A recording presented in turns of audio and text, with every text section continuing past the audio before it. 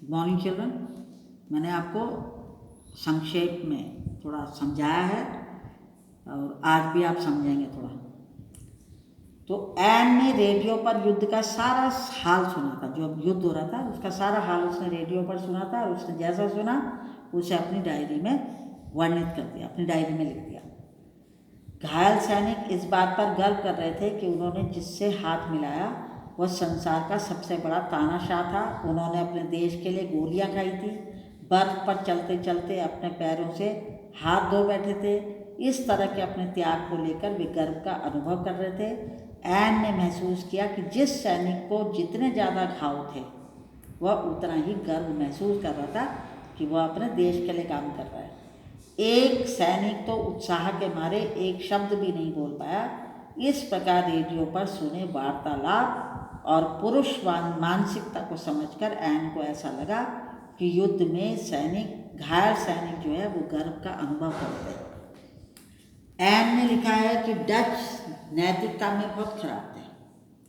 उनके सामने एक सप्ताह का राशन तो 2 दिन भी नहीं चल पाता था। वे पुरुषों को उनकी इच्छा के बिना जर्मनी भेज रहे थे। उनका ध्यान बीमार बच्चों और भूखे इंसानों की तरफ नहीं जाता था। लोग 5 मिनट के लिए भी अपना घर छोड़ने की हिम्मत नहीं कर सकते थे, क्योंकि लौटने पर उन्हें पूरा घर बर्बाद मिलेगा। और गली गली नुक्कड़ों पर लगी बिजली से चलने वाली घड़ियाँ तब उतार ले जाते थे। सार्वजनिक फ़ोन के पुर्जे गायब हो जाते थे। जूतों की कमी हो गई तो उन्होंने काला बाजारी शुरू कर दी। कैसे? काला बाजारी में नए जूते का तला 7.50 गिल्डर का मिलता था। गिल्डर मैंने बता दिया आपको, हॉलैंड की मुद्रा, हॉलैंड का पैसा जो होता है उसको कहते हैं। इसके अतिरिक्त बहुत कम मोची मरम्मत का काम करते थे, और यदि वे करते भी थे तो 2-4 महीने इंतज़ार करना पड़ता था, और जब तक इंतज़ार करते थे तब तक जूता ही गायब हो जाता था। तो इस दुखदायी समय का डच लोगों ने भरपूर फ़ायदा उठाया। चोरी लूटपाट इतनी बढ़ गई थी कि डच लोगों में अंगूठी पहनने तक का रिवाज नहीं रह गया था। छोटे छोटे बच्चे घरों की खिड़कियां तोड़कर घरों में चोरी करने के लिए घुस जाते थे, और इस तरह चारों ओर अनैतिकता का माहौल बना हुआ था। अचानक मार्केट के लिए बुलावा आ जाने पर फ्रैंक परिवार को तय समय से पहले ही अज्ञातवास के लिए जाना पड़ गया, और इतनी जल्दबाजी में एन अपने परिवार के साथ अपने पिता के दफ्तरों के कुछ कमरों में रहने आ गई। उनके वहाँ आने से पहले साफ सफाई का कोई प्रबंध नहीं हो पाया था। रात को सोने से पहले साफ सफाई की उसने, सामान को व्यवस्थित किया। एन की माँ और बहन बुरी तरह थक गई थी। एन और उसके पिता ने मिलकर 2 दिनों तक सफाई की और सामान को अच्छी तरह लगाया।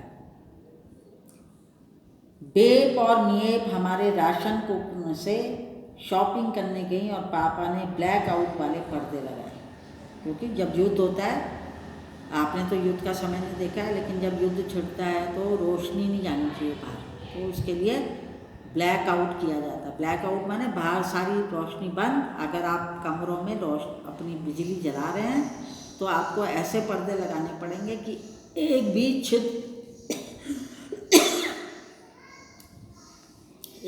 छिद्र न रह जाए। छिद्र कहते हैं छेद को। एक भी छेद से रोशनी बाहर नहीं जानी चाहिए, क्योंकि दुश्मनों के जो हवाई जहाज है ना, वो वहीं पर बम गिरा देंगे। तो इस वजह से ब्लैक आउट में कैसे काम किए जाते थे। तो उसके पिता ने भी ब्लैक आउट वाले पर्दे लगाए। एन ने रसोई का फर्श रगड़ रगड़ कर साफ किया। इस प्रकार पूरे दिन काम में लगी रही। इन्हीं सब कामों में जुटे रहने के कारण एन को पहले के कुछ दिनों तक अपनी जिंदगी में आए बड़े परिवर्तन के बारे में सोचने का समय ही नहीं मिला। फ्रैंक और वान परिवार को बहुत लंबे समय तक के लिए सीमित कमरों में ही रहना पड़ता था। मैंने बताया था ना आपको, यहूदी के 2 परिवार थे, एक फ्रैंक परिवार था, एक वान परिवार था। दोनों को सीमित कमरों में रहना पड़ता था। उनके पास कुछ विशेष करने को तो था नहीं, इसलिए वे ऊब जाते थे। इससे बचने के लिए वे कभी पहेलियाँ पूछते थे, कभी अंधेरे में व्यायाम करते थे। वे दूरबीन लगाकर दूसरों के कमरों में झांक भी लिया करते थे। उबाऊपन दूर करने के लिए अंग्रेजी बोलते थे या फ्रेंच बोलते थे और किताबों की आलोचनाएं करते थे।